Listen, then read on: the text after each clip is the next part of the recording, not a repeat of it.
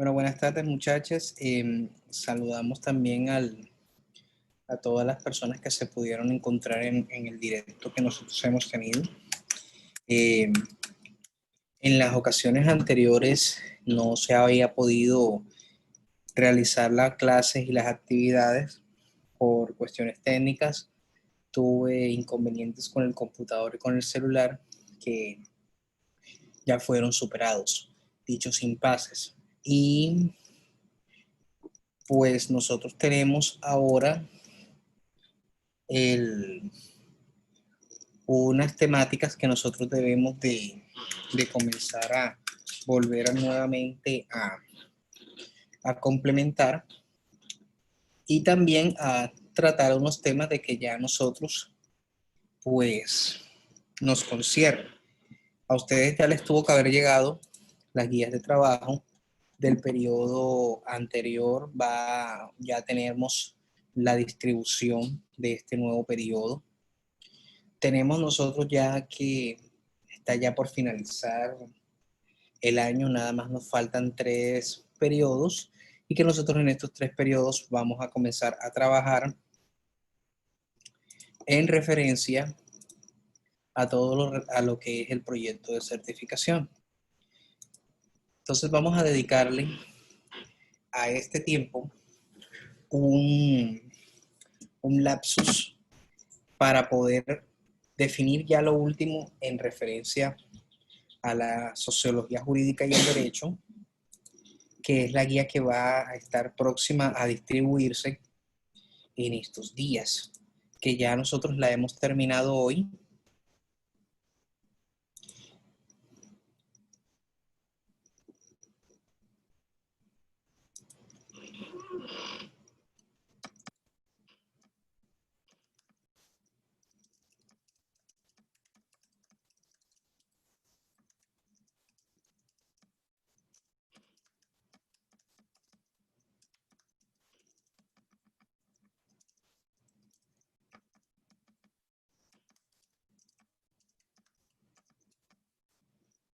Entonces, durante todo ese tiempo nosotros acá tenemos nuestra temática desarrollada.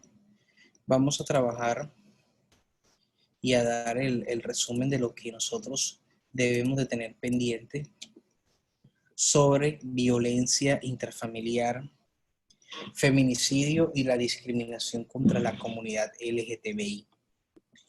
Vamos a reproducir estos videos que nosotros tenemos de estos casos puntuales, que de los cuales nosotros vamos a escuchar y a reflexionar un poco. ¿De qué? Yo me estoy riendo acá de la clase que se activó la cámara, hijo de puta.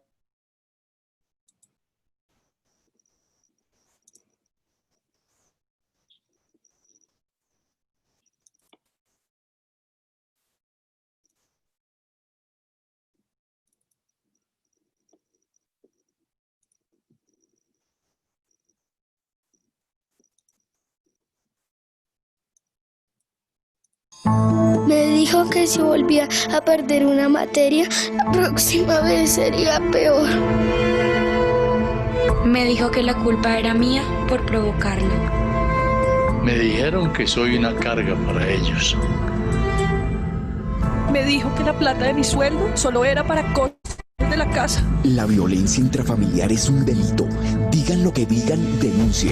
Usted puede hacerlo en todos nuestros centros de atención a víctimas. Tan grave como la violencia es el silencio. Fiscalía General de la Nación, una fiscalía de la gente, por la gente y para la gente. Bueno, nosotros tenemos en cuenta que la violencia intrafamiliar es un fenómeno que nosotros vemos que es vigente en los distintos hogares. Pero, ¿por qué se genera la violencia intrafamiliar? ¿Qué es la causa? ¿Cuáles son sus consecuencias? La violencia intrafamiliar es toda acción relacionada con el abuso, daño físico, psicológico, sexual, dirigido a algún pariente en donde el victimario ejerce un abuso del poder y autoridad sobre los miembros más débiles que estén a su cuidado. Si nosotros ponemos a pensar sobre la violencia intrafamiliar, nosotros vemos de que hay una diferencia que nosotros debemos de tener en cuenta entre la violencia intrafamiliar y la violencia de género. La violencia de género, que es todo aquel tipo de violencia que un género o sexo ejerce sobre otro, y es decir, la acción violenta de un hombre a una mujer o viceversa. Y estos aspectos lo amplían en la definición de violencia de género. También se realiza una discriminación, una ignorancia, un sometimiento y una subordinación, que es lo que nosotros vamos a conocer acá. Para poder entender un poco sobre la violencia intrafamiliar, tenemos que saber también sobre el tipo de familia que nosotros conocemos. Nosotros tenemos una familia nuclear tradicional, que es la de padre, madre e hijos. Estas familias se están perdiendo porque ya realmente nosotros, viendo sobre la famosa de los tipos de familia, hay ahora que tenemos de otra forma. Pasarían de a veces de una familia nuclear tradicional a una familia superpuesta, que de los cuales eso es lo que está sucediendo en la realidad de los hogares colombianos.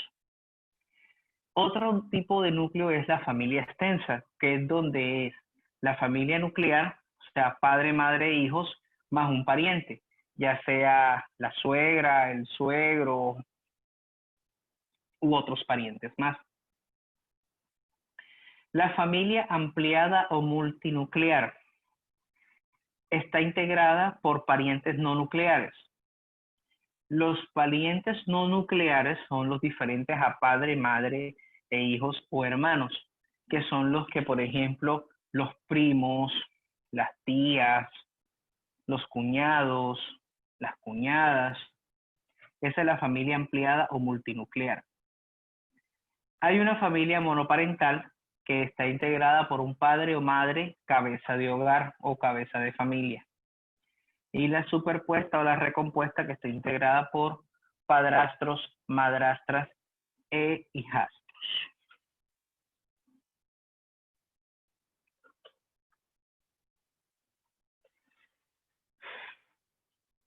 Normalmente se presentan los siguientes grupos de tipos de violencia intrafamiliar. Está la primera, que es contra la mujer y contra el hombre, que esas se realizan más en pareja. Hay otra violencia que es filioparental, la violencia contra el adulto mayor. La filioparental tiene que ver mucho sobre los padres contra los hijos. La violencia contra el adulto mayor y con la violencia contra los niños y los adolescentes.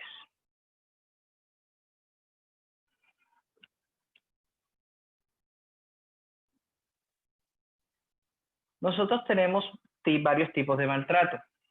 Uno de ellos es el maltrato físico, que es todo lo que atenta contra la integridad física de la víctima.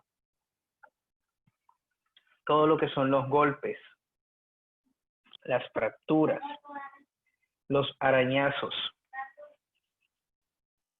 el estrangulamiento, las quemaduras, las cortaduras, esos son maltrato físico.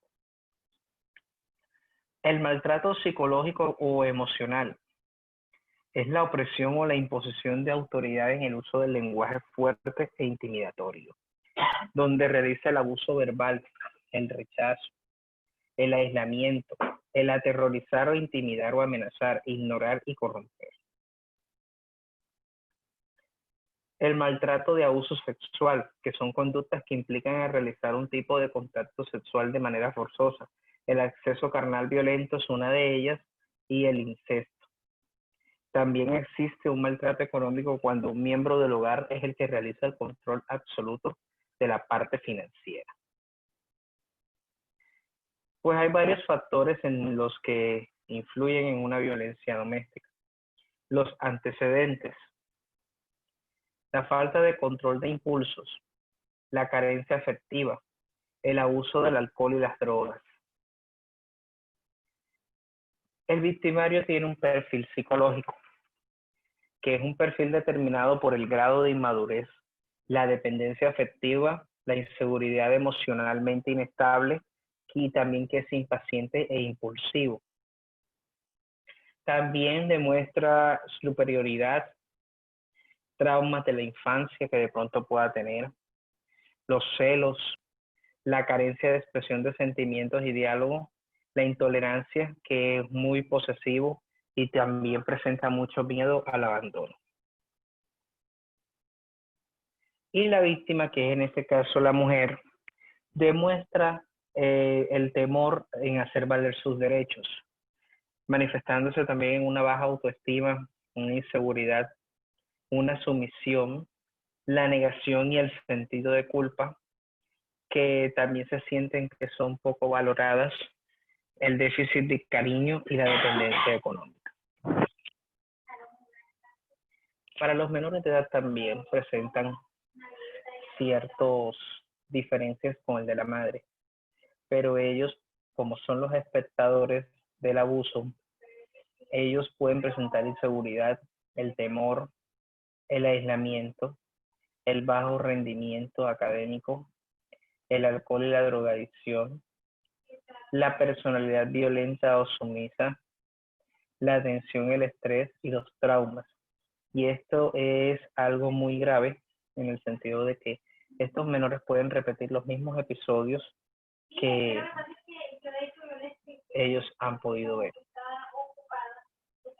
La violencia intrafamiliar la contempla en 3 etapas. La primera es la acumulación de tensión. La fase número 2, el episodio agudo de violencia. Y la etapa 3, que es la etapa de calma, arrepentimiento o luna de miel. Y obviamente la violencia intrafamiliar tiene unas consecuencias. La primera de ellas es que las personas sufren de ansiedad, sufren de temores, tienen trastornos del sueño, pensamientos obsesivos acerca del maltratador, la depresión, la pérdida de la autoestima, el fracaso, el aislamiento social,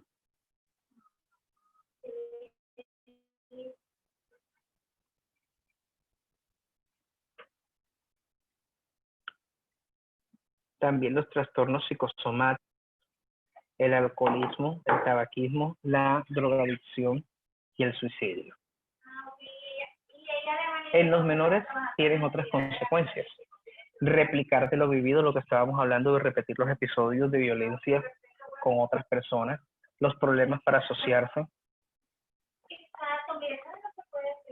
retraso del lenguaje y el desarrollo, agresividad, bajo rendimiento académico, conductas autodestructivas y hasta a veces el suicidio.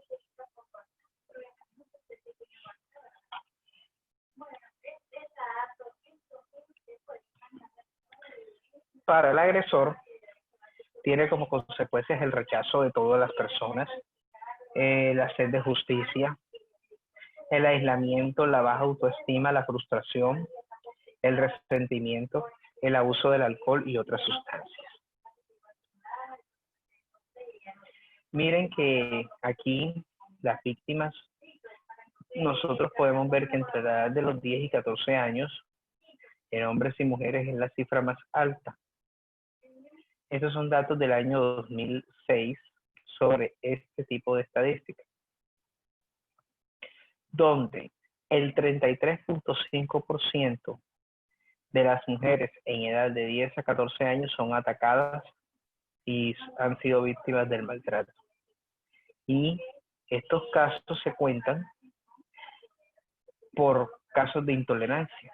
Son las principales razones para el maltrato al menor. Violencia entre familiares, los causa más que todo es la intolerancia con 6.645 casos y donde el principal agresor es el hermano, 3.502. Entre parejas hace notar de que hay de razones, un 27% de que es dado por la intolerancia y el machismo, y las principales víctimas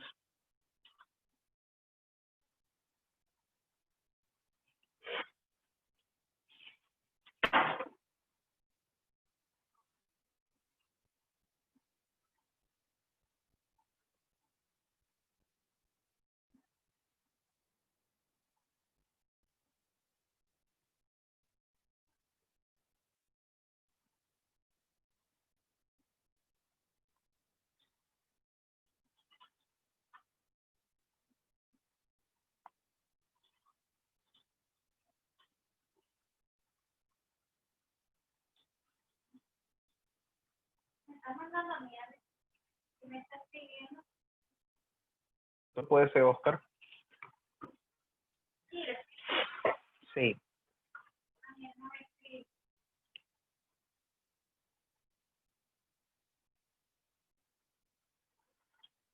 Bueno, en el año 2016 nosotros vemos de que las mujeres fueron víctimas de violencia 25.000 y 4.000 hombres.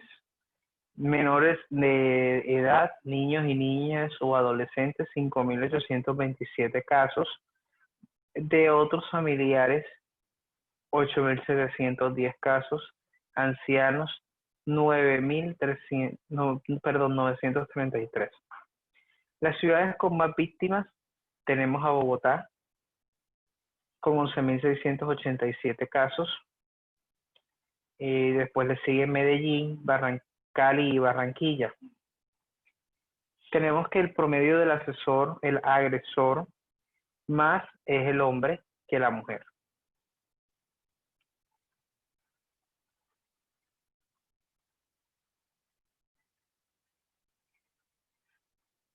Entre el 2016 y el 2017 se desarrollaron distintos casos de violencia intrafamiliar.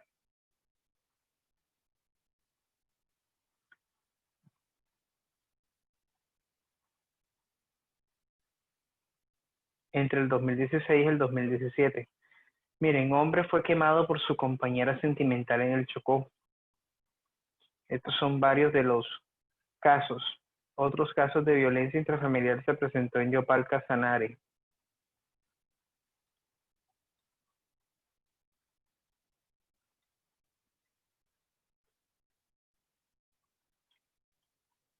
Tenemos también el hombre que hirió con arma blanca a su compañera sentimental y le hizo perder el bebé. Eso ocurrió en Cartagena. Como aspecto legal nosotros tenemos que la ley 294 del 96 describe sobre el daño o maltrato físico, psíquico o sexual, trato cruel, intimidatorio o degradante, la amenaza, el agravio, ofensa o cualquier otra forma de agresión producida entre miembros de una sola familia. Llámese el cónyuge, compañero permanente, padre o madre, aunque no convivan bajo el mismo techo, ascendientes y descendientes, esto incluyendo hijos adoptivos, y en general todas las personas de manera permanentemente se hallan integrados en una unidad familiar. Aquí habla sobre describiendo qué es la violencia. Esto es el concepto de violencia que se encuentra en esta ley. Tenemos nosotros ahora también que en el aspecto legal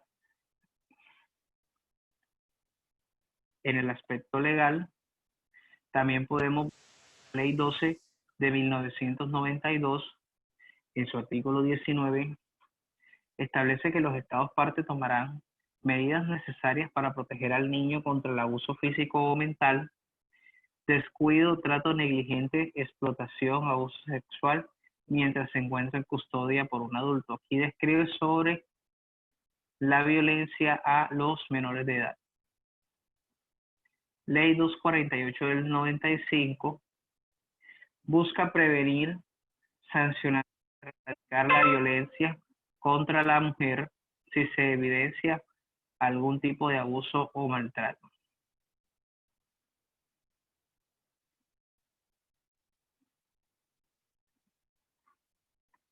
Las medidas a tomar, pues, normalmente para estas medidas que dictan los respectivos comisarios de familia, fiscales, jueces, va desde el desalojo de la persona.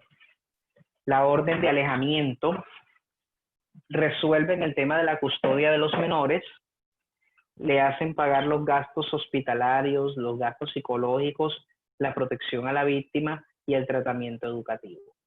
Las sanciones van de una multa de 2 a 10 salarios mínimos y arresto por 30 y 45 días o de 1 a 2 años.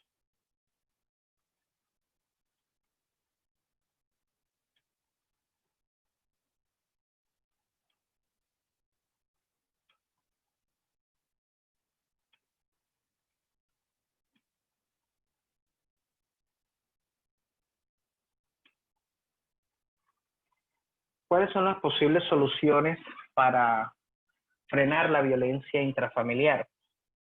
Saber reconocer el problema, iniciar un tratamiento, fomentar la buena comunicación y no guardar silencio. Esas son las posibles soluciones para el problema de la violencia intrafamiliar. Entonces, traslado la pregunta a cualquiera de las personas que se encuentra aquí presente sobre la violencia intrafamiliar. ¿A qué,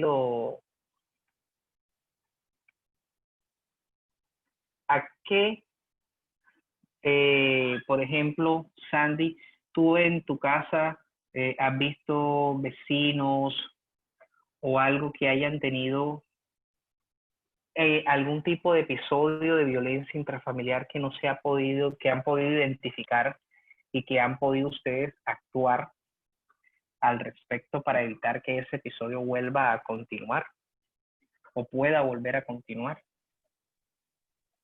Pues, profe, la verdad, casi en todos los barrios de Santo Domingo se ve la violencia hacia los niños y hasta de pareja a pareja. Muchas veces se ve por gritos, maltratos, golpes, insultos. Y la verdad, en algunas ocasiones, pues sí he visto que hay personas como que tratan de impedir el maltrato y todo eso, pero casi siempre termina mal todo eso. Y normalmente existe un recorrido por parte de la patrulla de convivencia ciudadana y ha llegado a realizar socialización de dichos casos y con todo para poder seguir evitando o disminuyendo esos casos. Claro, profe. Por acá siempre que pasa algo así, pues suena una alarma y llega la patrulla así a ver qué pasa y todo eso.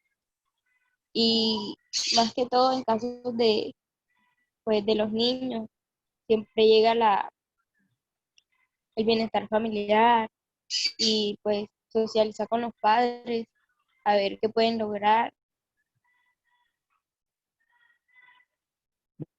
Otro tema que nosotros vamos a ver es el del feminicidio.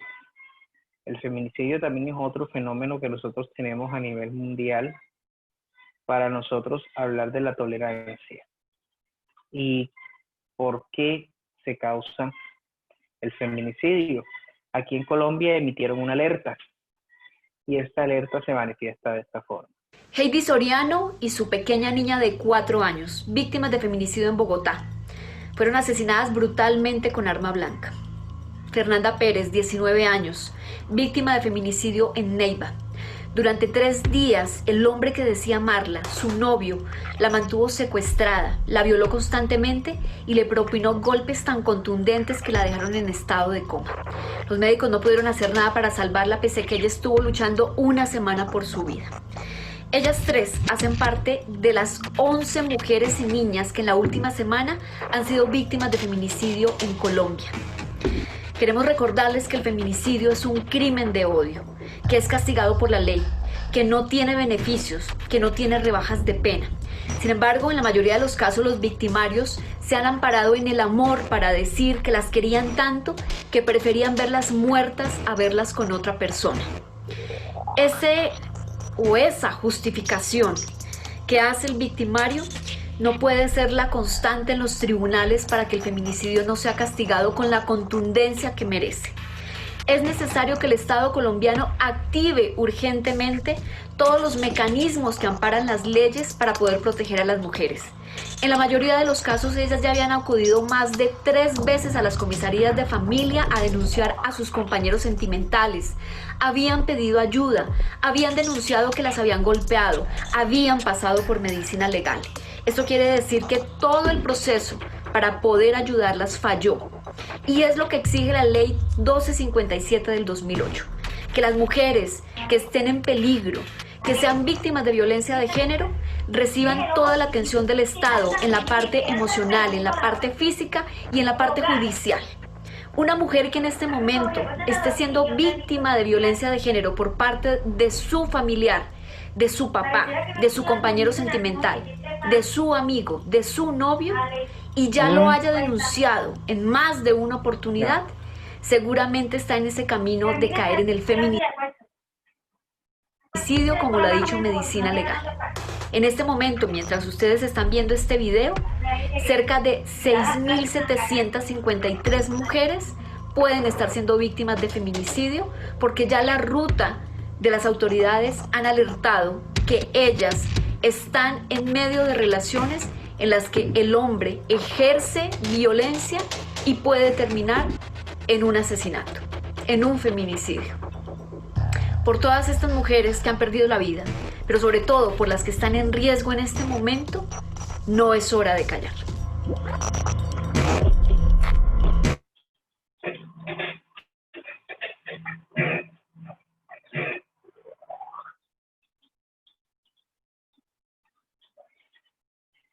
Entonces nosotros tenemos que el feminicidio es una tendencia que nosotros tenemos este año y en años anteriores. El feminicidio, como su nombre lo indica, es un crimen que se realiza en contra de la mujer por ser mujer. Ese es donde llegan a tener sevicia pura con la víctima y hasta tal punto de asesinarla. Entonces, empezamos con esta frase. Vamos a volver otra vez.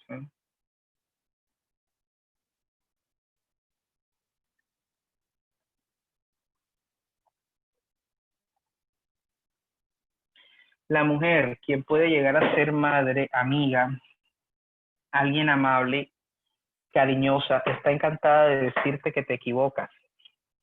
Es fuerte, pero femenina, apasionada, emprendedora y tiene una voz tierna, da vida y mucho más. Aún así es víctima de feminicidio. Si nosotros tenemos acá que el feminicidio, ¿cómo lo definimos nosotros? El feminicidio se define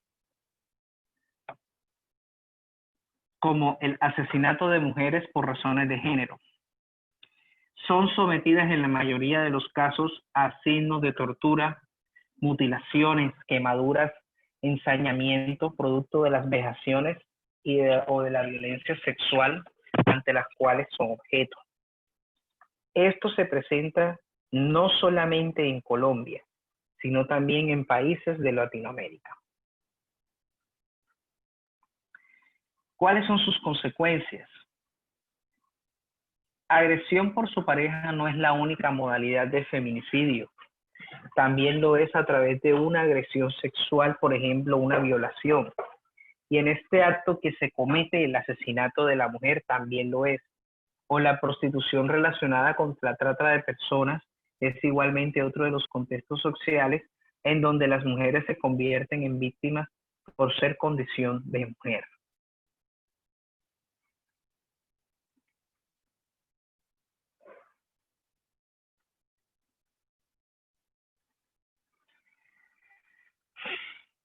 En los últimos años nosotros hemos tenido, se han promulgado varias leyes con respecto al feminicidio, contra ese crimen. Aquí en Colombia también lo hay.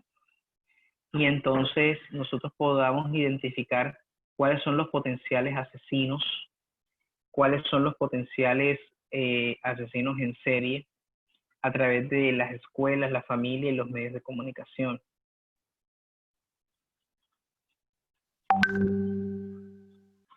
En Colombia,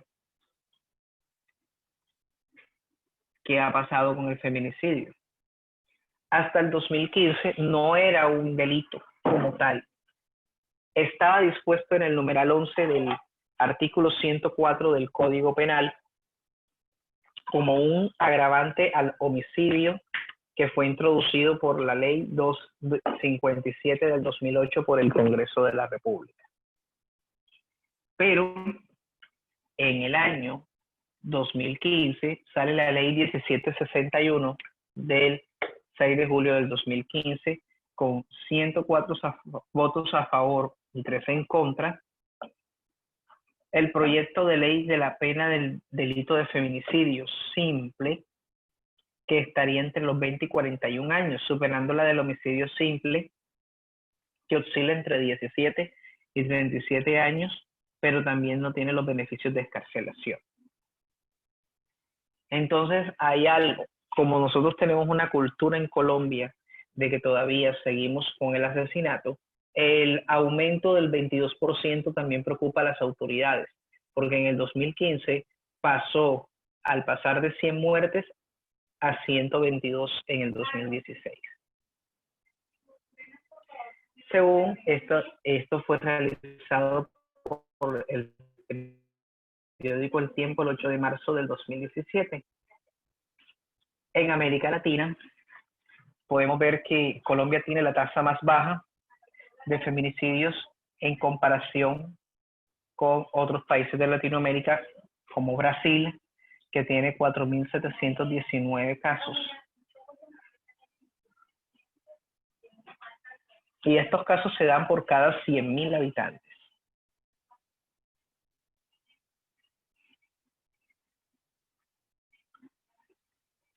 Entonces nosotros vemos que Colombia con el feminicidio ha evolucionado y hemos tenido nuestro país ha evolucionado con el feminicidio y ha cambiado y han hecho nuevas leyes.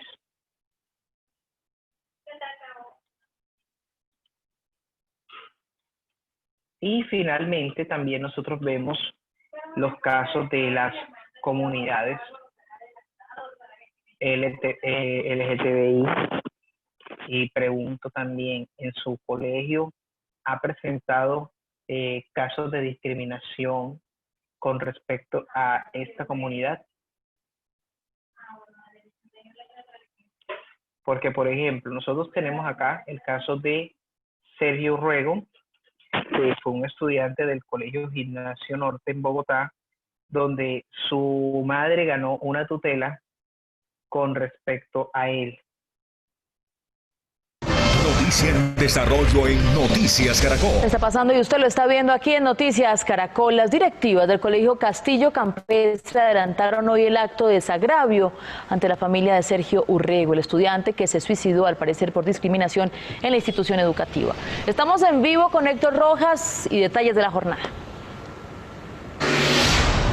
Mabel, así es, hace pocos minutos terminó el acto de desagravio ordenado por la Corte Constitucional en el Colegio Gimnasio Castillo Campestre. El rector de esta institución le entregó a la madre de Sergio Urrego el diploma y el acto de grado como parte del compromiso que había ordenado precisamente la Corte Constitucional.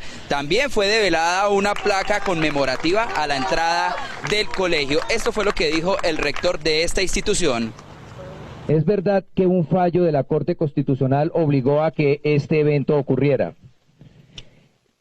y a que ocurriera dentro de las instalaciones de nuestro colegio Gimnasio Castillo Campestre. Pero les digo a todos ustedes que son nuestras ganas de paz, de reconciliación, de perdón, de un país que quiere paz, las que hacen que esté ocurriendo esto dentro de nuestras mentes y dentro de nuestros corazones. Sergio Urrego falleció el día 4 de agosto del 2014 después de unas presuntas insinuaciones sexuales que había recibido este estudiante después de manifestaciones. ¿Cómo fue el recuento de esta muerte y todo lo que ha sucedido en este año? Aquí se los contamos. Hoy espero lean las palabras de un muerto que siempre estuvo muerto, que caminando al lado de hombres y mujeres imbéciles que aparentaba suicidarse. Este es uno de los fragmentos de las cartas que se conocieron del joven estudiante Sergio David Urrego tras suicidarse el pasado 4 de agosto de 2014 en un centro comercial de Bogotá. Y una nota específica donde dice que deja una herencia, que él no tiene nada que heredar, solo su literatura, sus letras, y deja escrito composito a quién de los niños debo entregar cada libro. Sergio, reconocido como un excelente estudiante y de hecho después de su muerte se supo que había obtenido el 10º mejor puntaje nacional en las pruebas del ICFES, se convirtió en un símbolo para los que luchan contra la homofobia y el matoneo en los colegios. El joven estudiaba en el Gimnasio Castilla Campestre y tras su muerte se conoció también la denuncia según la cual las directivas de ese plantel lo habían discriminado luego de que se publicaran unas fotografías suyas besándose con un compañero. Empiezan a hacer una serie de exigencias para que él pueda entrar a clase, lo obligan a que tenga una guía psicológica externa al colegio y que presente unos certificados ante el colegio. Absolutamente nunca jamás hubo ni matoneo ni bullying de ninguno de los miembros de la institución. Tras varias acciones judiciales instauradas por colectivos como Colombia Diversa y de los mismos familiares del joven estudiante, la Corte Constitucional falló finalmente a favor de la familia de Urrego y, entre otras determinaciones, solicitó al colegio realizar un acto de desagravio público donde se pida perdón por los actos de discriminación contra el joven, símbolo y víctima de la discriminación sexual en nuestro país.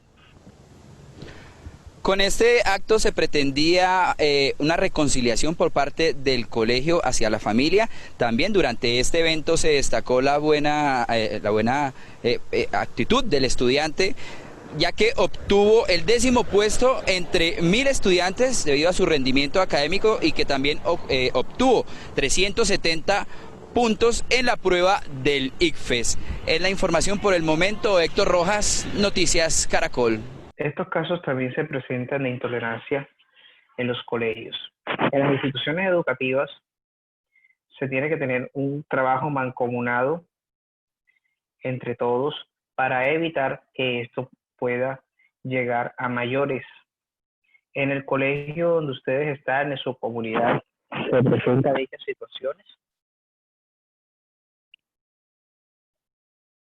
¿Y cómo nosotros hacemos este tipo de intervención?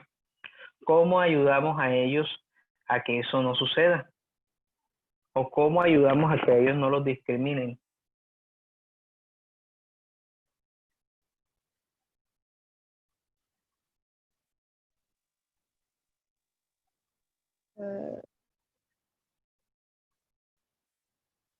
¿Se presentan en tu colegio este tipo de situaciones? ¿O se han presentado alguna vez? Bueno, creo que sí, una vez con un muchacho de 11 que era gay, bueno, todavía es, pues casi siempre sufría de burla, pero y nada más. Y la verdad, o sea, hacer algo como para que no se sintiera mal era muy difícil, la verdad. Ah, bueno.